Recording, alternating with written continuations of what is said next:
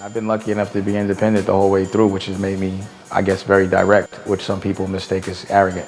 I don't think my approach on business is what the average person would advise. Like I hear people say, never put up your own money. And I'm saying, put your own money up. Work harder than everyone. Be patient. And just know that if you're going to do something on your own, you're going to have to feel some pain. So like in Vampire Life, you know, we've had a certain amount of success in a very short period of time, and I'm like the little Jewish guy behind it. You know what I mean? Like before, there's always someone from another culture that's behind it, funding. And in Harlem, your whole thing is not to get hit by work. You want to be the connect. You want to put your own dough up. You want to buy your work. And if you fuck it up, you fuck it up. But when you get that, you can pay it and do what you need to do. If you can name someone in the urban business or an urban brand that's owned by an urban person, not to say a person's getting paid a percentage or sweat equity because they're the ambassador or the face of the brand, but are they doing the P&L? Are they doing the production? Are they doing the sales?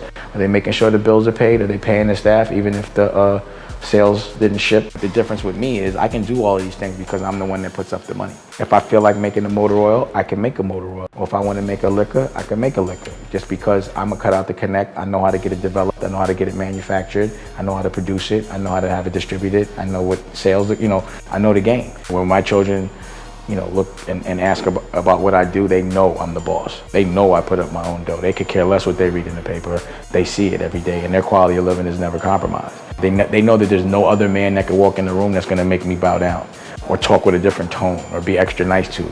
And that's what I watch all of these so-called men do. You know, they claim they're bosses and they have these things, but someone else is paying for it.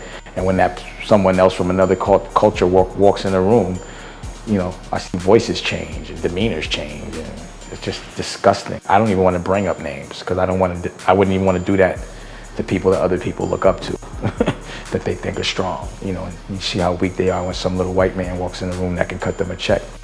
It's disgusting.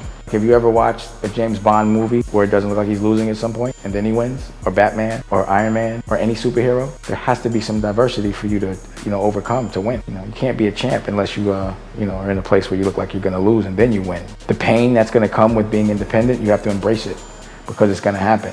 And also know that the more successful you get, the more problems you're gonna have, the more knots you're gonna have to untie. Being a boss does not mean smooth sailing. It means having the ability to care about other people before yourself and to untie problems, untie knots. That's all it is. It's not business if there's not problems. There's nothing good without struggle. It just doesn't happen. In all my experiences, there hasn't been one thing that's been successful without me feeling some pain before it was successful. So now when there is pain, I embrace it. You know, I've been embracing it. I'm a G about it because I know that must mean that if I'm cool, that, you know, what awaits me is like the darkest before the dawn. I don't want to like sound corny, but that's really that's what has to happen.